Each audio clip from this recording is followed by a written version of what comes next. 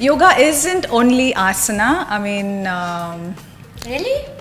because I did have a lot of issues where I was constantly living in the future or in the past. Yeah. And then it was just meddling with my head, I went to the doctor, got that report checked, turned out he asked me if I had any symptoms. And I was like, no, I don't have any such symptoms. So he's Right. like, then the report is wrong. When somebody tells me I'm good at yoga, even I can't understand that statement.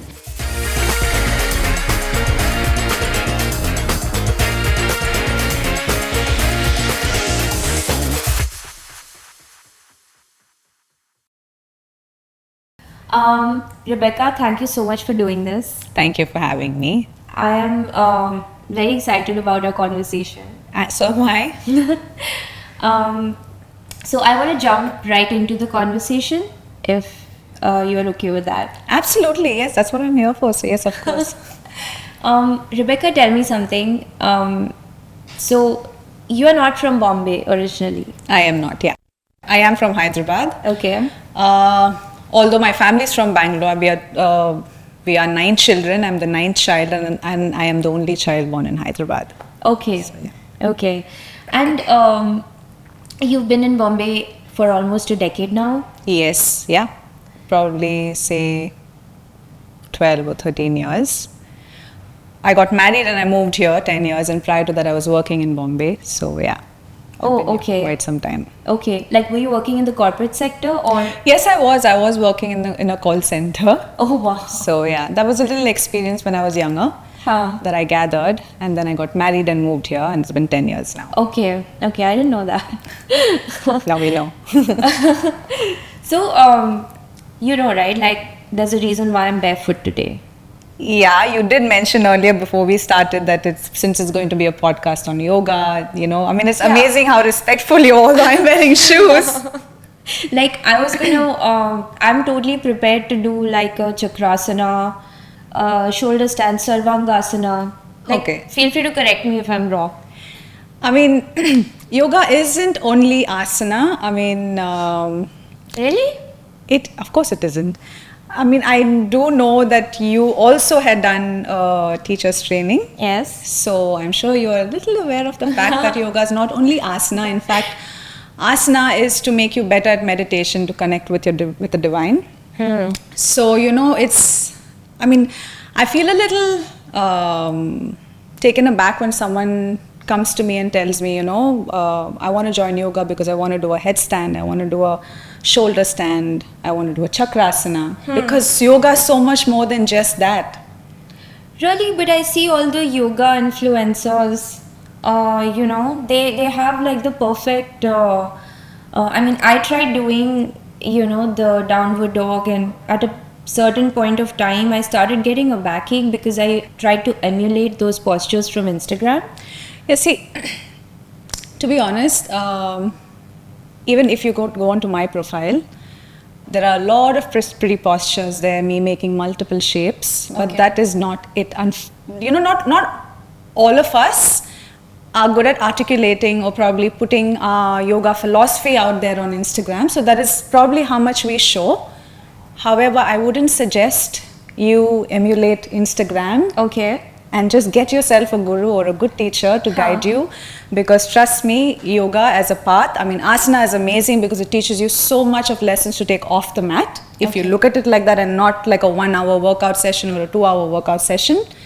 But there's so much more to it, like your moral codes and your observances, your cleanliness, your service to society, all of that. Are you talking about the niyams? The yamas and the niyamas, yes. The yamas Yes. and the niyamas. So, there's so much, you can't practice asana, the asana bit of yoga, and then go out and be a horrible person. I mean, that just doesn't match. So you have to work on your attitude, your behavior to others, towards yourself. Let's come to that as well, if I'm good to you and I go back home and I ill-treat myself, whether it be not sleeping, not eating properly, not eating nutritious food, or talking bad to myself when I'm angry or when I'm put under pressure. Right there, you are not practicing yoga. You giving money to a beggar, you feeding the poor is all yoga. Everything is yoga. So, it's not just pretty shapes, it's more than that. It's very interesting. Like, how does one define yoga then? Yoga is basically unity of body, mind, and how you connect to the higher consciousness. Okay. I mean, that is the whole aspect of yoga. It's so confusing sometimes when somebody, like I've said this so many times, when somebody sees me doing a split or a shoulder stand, Yeah. oh, you must be very good at yoga. Oh, I've seen you do a split on YouTube. I've seen one of the, yeah. Yeah, and then they say, no, you must be very good at yoga. No, I am still growing. There's so much for me to learn. I am a spiritual person. Okay, I've been very religious, but Rebecca, what is good at yoga? Let's go step by step. What do you mean good at yoga, and what do you mean when you say, I want to get better at it? yeah, I was coming to that. So when somebody tells me I'm good at yoga, even I can't understand that statement. Because when you say I'm good at yoga, you are not with me 24/7. How do you know what a person I am? Because just because you see my posts on Instagram and me making shapes doesn't mean I'm good at yoga. For all you know, I am not. I try my best to live consciously, be aware, try not to be a bad person, and also try to, when you have conflicts with people, I always try to see where my fault could have lied. So when you say I'm good at yoga, are you seeing this one picture on Instagram, or are you seeing the person I am off the mat?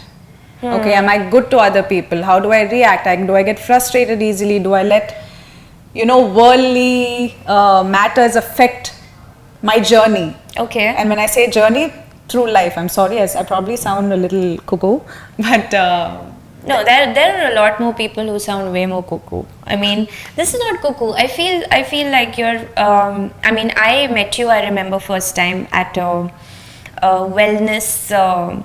At a wellness event, yeah. And I think the event, like your yoga session, was probably one of the closest things to wellness that I did in that event. And I feel, as a yoga student and forever yoga student, even if I've done a few trainings for yoga teachers, you're always, I think, looking for authenticity. Of course, I mean, to be honest, Medha, the school that I studied in, for example, I'm not going to take the name, but you just know there are so many people out there that are just doing their courses because it's an in thing. Right. Nobody really wants to do it to better themselves, to probably, there's so many people out there that really need help. Right. And I feel I am very, very empathetic. It's actually very difficult for me to actually even travel on the road, see beggars, not be able to do anything about it. I mean, the little that we can help, we do. But then over and above, like, I'm so scared of breaking into tears. There are so many people that need help. You might not get everything in place. It's not like my life is void of problems. I have loads of it. But you know what? You should probably be able to navigate through life find little joys in life. And I think that's what yoga teaches you, to be present, to just be in the moment. Don't think of the future, don't think of the past. Convenient for me to say, because a lot of people have to earn their bread and, think of what their next meal and stuff. Yeah. But, I mean, I'm talking about my aspect. I mean, again, it's not like my life is void of problems, but I've learned how to live in the moment, because I did have a lot of issues where I was constantly living in the future or in the past. Yeah. And then it was just meddling with my head, Right. I mean, to be honest, the reason why I went onto this yoga path as well is, it's a very funny story. I got married when I was 26, and I was a party girl. I would love to go out. Oh my gosh, I would probably get back home in the morning, and I've had my fun, and I'd have no regrets at all, okay? Okay. So the reason why I even got on this path was because of a health scare. Oh. And it was so silly, because the reports came in, and the first page of the report said something, and then the last page said something else. So it was very contradictory. Okay. to me, I was like, listen, I have enjoyed myself. Now I want to continue enjoying myself without having any health concerns. So how do I do that? Now I have to find a way. So then yoga was the in thing. I was like, yeah, this is what I'm going to do. I'm going to, get into fitness, take care of my body and have fun. Right. So then I got onto that track. I went to the doctor, got that report checked. Turned out he asked me if I had any symptoms. Okay. This is nothing big. It's just, it is big for a lot of people, to be honest. But it was just a PCOD health scare. Okay. And for me, that is troubling, for somebody. It is big, no? I think it is, yeah. It's hormonal, it's mental, emotional. And I know how women, it messes up a lot of physical people. also. Absolutely. Yeah. So, that was the health scare. And then I went to the doctor and he asked me if I have any symptoms. And I was like, no, I don't have any such symptoms. So he's like, then the report is wrong. Oh. But that was a wake-up call for me, I was like, if this turned out to be true, would I be happy with myself, with the way I'm living? So that's when I got into this fitness journey. And then what happened, I started my yoga and, all other forms of training and stuff. Then you mean gym training, physical training? I've never been to the gym. So what do you mean by other forms of functional training and Pilates. I am a yoga instructor, I'm a yoga teacher and a mat Pilates instructor. Okay. So I got into all forms of fitness because I was also a very physically active person. Yes. So then there was a time where I was, when I got married, this is something a lot of people might not talk about, but before I got married, I had the opportunity to choose my friends. Okay. But then when your partner comes into your life, then his friends come into your life. Dynamics change. You have new energies to deal with. Okay. And it is just wrong for me to constantly be complaining, saying, hey, I don't like this person, so we're not going to be with that person. I don't like this person, so we're not going to be with that person. So then I started having bigger problems in life. Shift of energies. And then age started kicking in, in my late 20s. You evolve, you grow into a more mature person. You're not how you were when you were 20 to 25. You're just a different person. Of course. It's just different energies come into the relationship, So like I was saying, so I got into fitness because of a health scare. And then, as I started growing older, there were these little things, where something would bother you and you do not know how to deal with it. So then I started saying, maybe there's something in me that needs to change. Maybe I shouldn't take this to heart. Maybe I shouldn't give heed to this. Okay. That made me question my yoga practice, because I was like, okay, I've got the physical aspect of it, but I'm sure there's more to it because a lot of people say this is magical and it's life-changing and it's a long, it's lifelong. So then I started doing a little reading by myself. Okay. And then I did my 200-hour teacher training. Again, most of my learning happened by myself. Okay.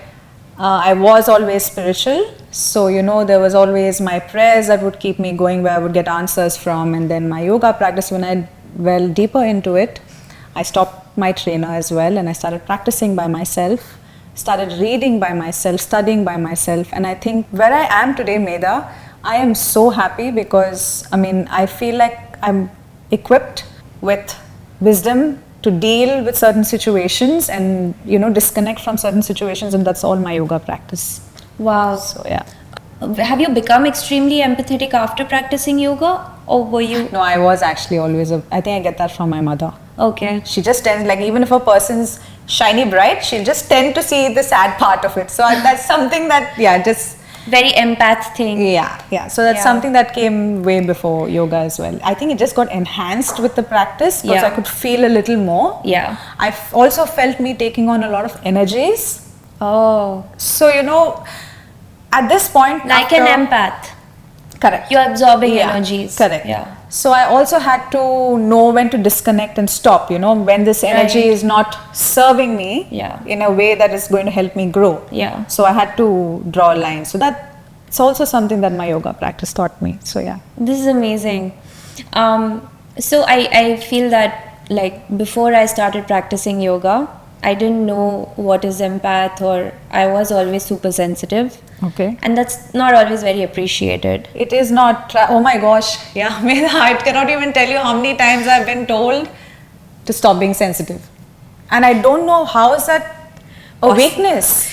It is not. You feel things so much and it's amazing. I feel it's amazing. It's a superhuman ability. Like everybody can't feel everything. Absolutely. Yeah. All that I think we need to do is know how to control that emotion, you know, just not let it go berserk where it takes such a big toll on you, where, you know, it just affects you in a bad way. Yeah. That's the only thing we need to do. But then being sensitive is not bad at all. At all. So there's a reason why I'm bringing this, you know, and I want you to share your perspective. Sure, yeah.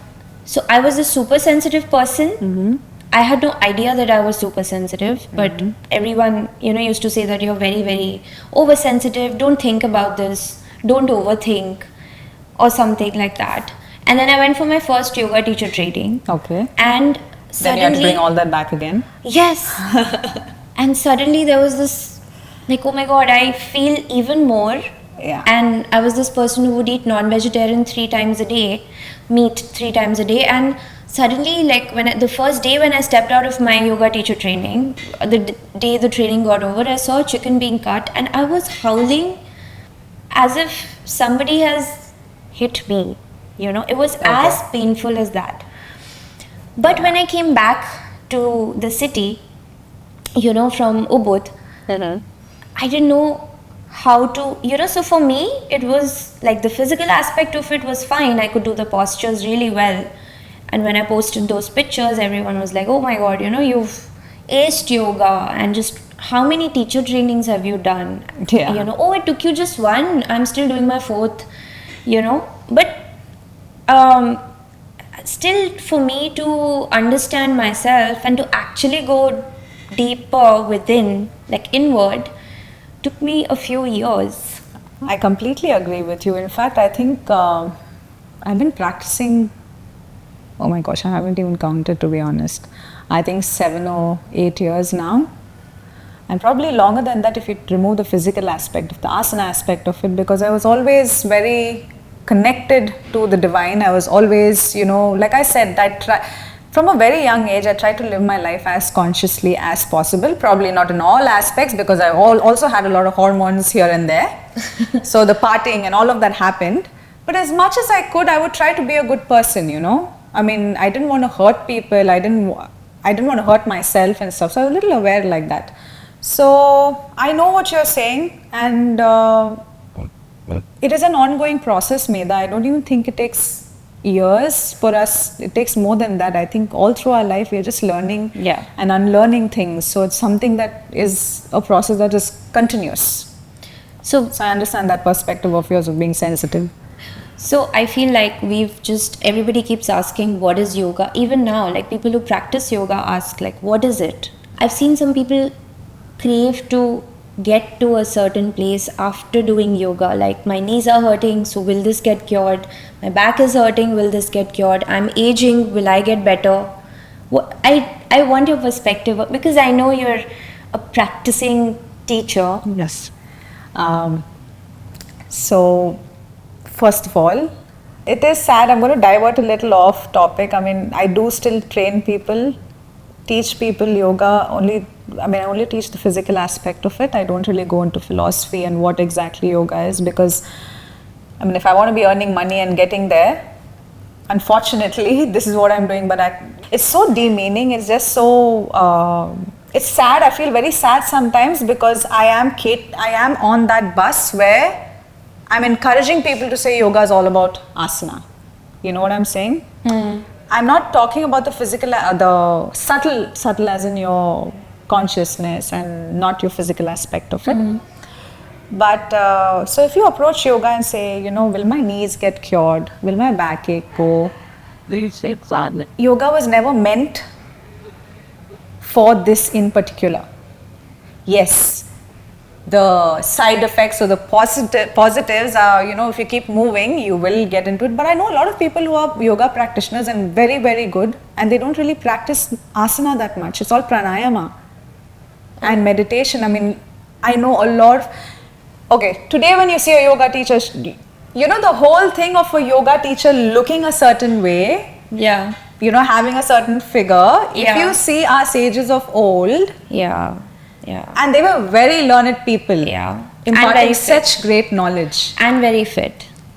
I mean, I think it's all up here. Yeah. I mean, of course, I'm not saying that, just because your mind has got to be strong, please go eat all the crap you can and that's going to take care of your body. No. But I think discipline also is, up there, something that you have to create for yourself. Yeah. So yoga is not meant, that's not the primary purpose of yoga, to heal your knee pain or your back pain. Yes, those are the side effects. Again, I'm saying it in I mean, it's a positive, of course.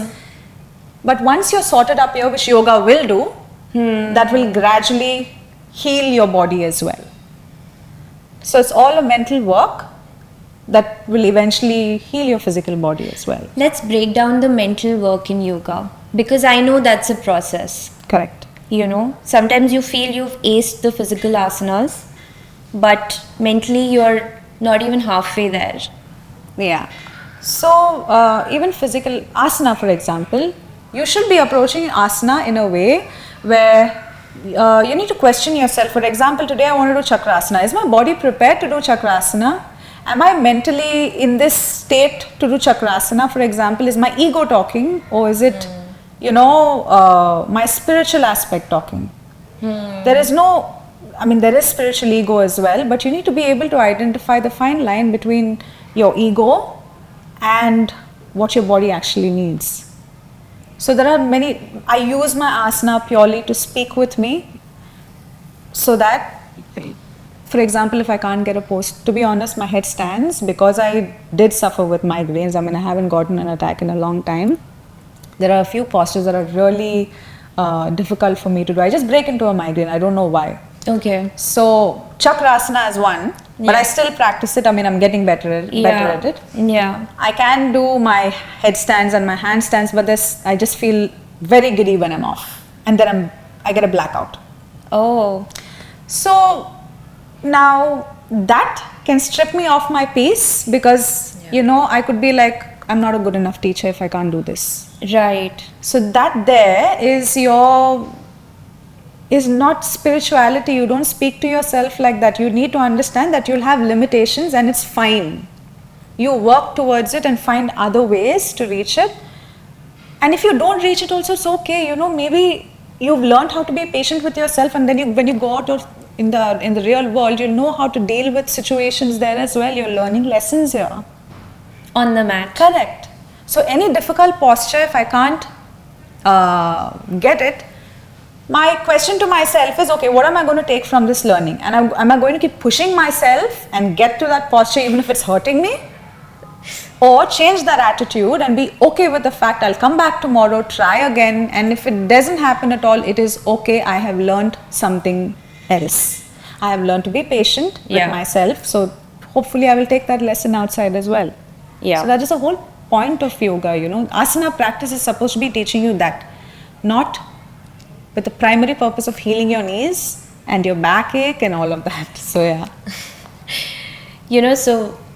when I did the asana practice, and I used to emulate the Instagram postures. First time when I'm guilty of that too, by the way. Yeah. I think we all want to be there. And I went to Goa and I tried that. The first thing my teacher said, that why are you sticking your butt out? Like, the tailbone has to point towards the floor. And I said, yeah, but I won't look like that. In my warrior pose, I want to look like a very good looking warrior, And he's like, oh yeah. Yeah. I know what you're saying. That's true. We are so hell-bent on looking like something and not really embracing what we truly are. Yeah. And that is such a big mistake we create in life. Yeah. I mean, just be yourself. Yeah. Like that saying, everybody else is taken. Just be yourself. There's Oscar so much of Wilde. power. Yeah. Power in that. Just, I don't know, let people accept you for what you are. This is who you are. Let them take it or leave it. Leave it. It's fine. That's what yoga teaches you, to be comfortable. I mean, I have broken my head over the way I was, constantly worrying about what somebody would think, if have I said something to hurt somebody. Because like I said, I was very sensitive, I didn't want something that I would not want for myself to happen to somebody else. Yeah. And with sensitive people, I feel that you overthink. You pick up on the vibe just instantly. Instantly. Yeah. That So is how did true. you deal with that? Picking up on the vibe instant. So, Medha, I've reached a place where I have a very small group of friends. Okay. I mean, I'm very good at figuring energy. My intuition also is because I spend so much time with myself in silence. I think that is a positive of it. That's the best outcome. You just grow in your intuition, in your recognizing energies quicker. I just, disassociate myself if it's not going to serve me. However, if I think that person needs healing, I will do whatever I can to help that person. And it does not have to be what society has taught us. I think we all have to behave a certain way in society, and nobody really looks at how to deal with things on a spiritual level. Like today, if I tell you, if we slapping you, give your other cheek to slap, you'll be like, are you crazy? Why would I do that? So nobody is looking at it but I would probably, I think I will take from you and try to teach you a lesson, in that process. If you learn, well and good. But the minute I see my energy is depleting, then I will take a step back. Otherwise, you'll keep trying. I will. If that person needs help, I will definitely try. As long as it's not depleting my energy too much. So yeah, I'm glad you're saying that. Yeah, you have to draw a line. I mean, there's no point you constantly being, shoved in a dark place, taking on everybody's energy, and then you're not going to be a happy person. So how are you going to help somebody else?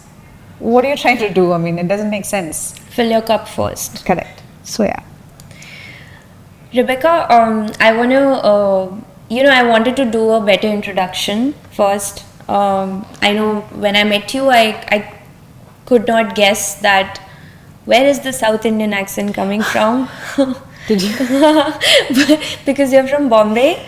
But I would love for you to share a bit about, your... Okay. My mom's Anglo-Indian and my dad's Bengali, first of all. So I'm born in Hyderabad. So I've lived, and my mom's side was all from Bangalore. Okay.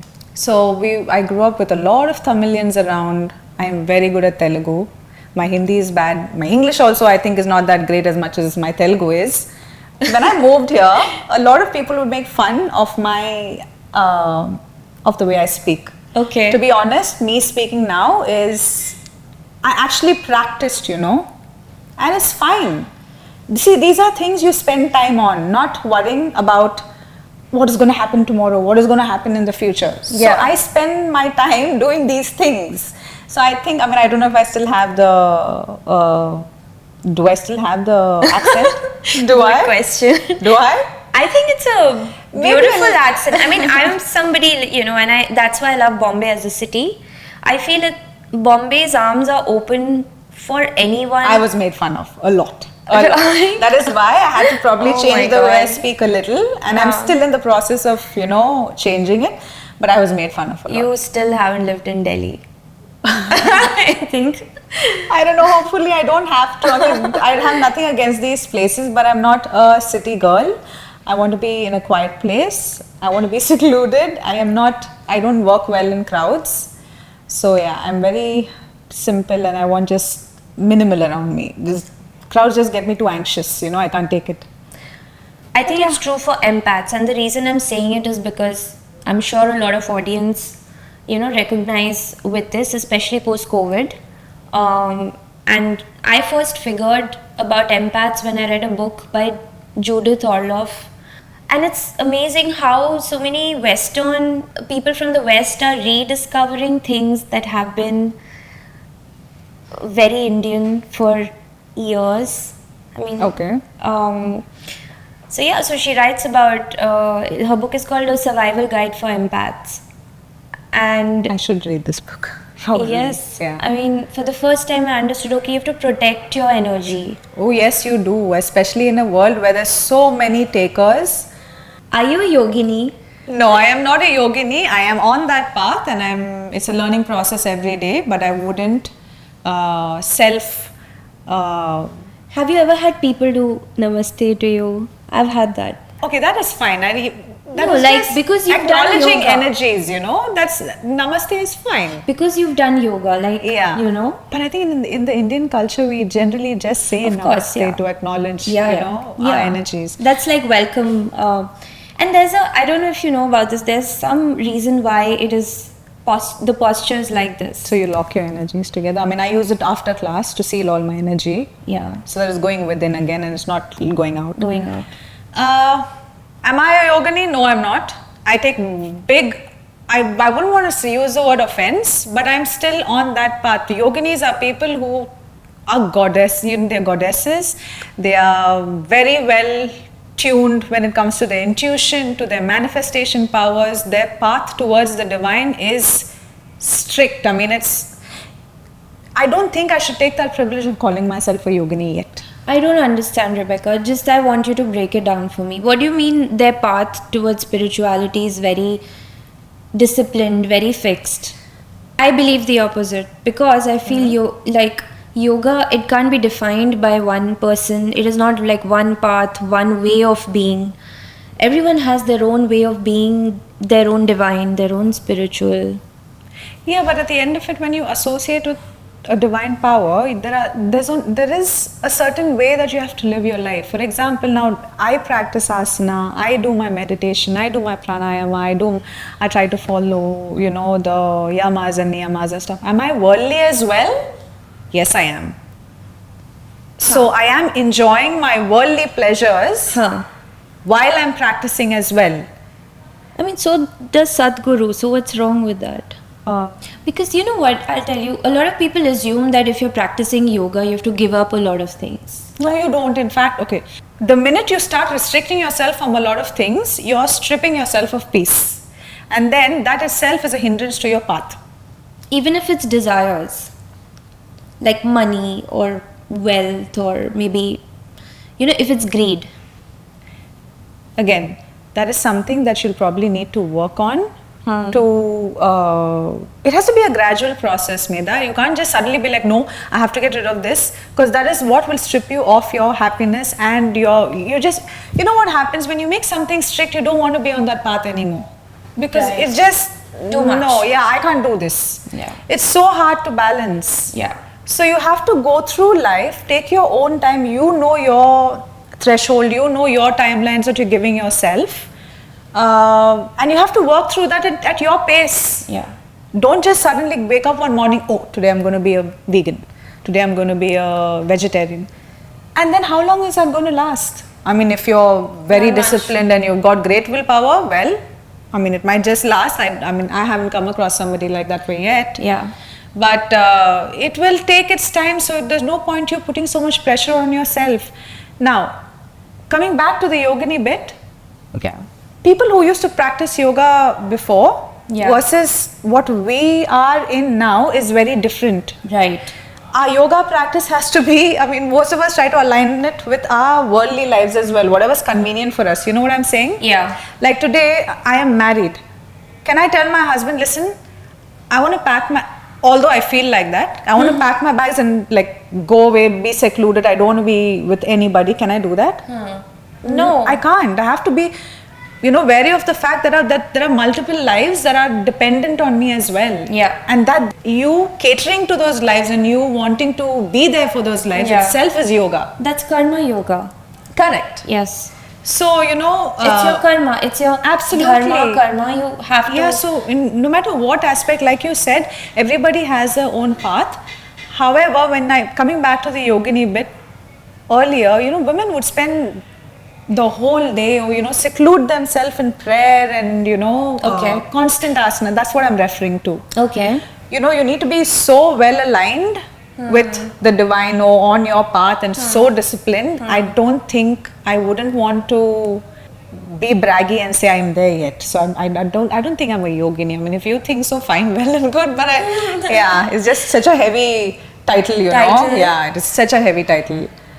I have a lot of work for sure. So yeah, it's a learning process for me every day. I think it's lifelong though for everyone. Absolutely. But I did feel that your energy was really welcoming and very authentic. you know, in its own way. And that's, one doesn't connect with every yoga teacher. Like, it's, Yeah, I get what you're saying. I mean, so basically, I am a real person, okay? And this has backfired for me in so many ways. Because, you know, I've either had people talk or say things or correct me. And I never understood that. Because I'm like, this is me. I mean, as long as I'm not hurting you, I'm being honest, I'm being myself, I'm being very vulnerable. Why can't we just accept it? yeah. You know? Of course, yeah. Coming to yoga, what was your question again about the yoga teachers? I said that when I met you first as a yoga teacher, I got a very, very authentic vibe, which is very, Yeah. very you. And every person doesn't find a yoga teacher that they align to. Correct, yeah. So even in my yoga books, I mean, it's very hard. You need to find your guru, okay? You need to find your teacher.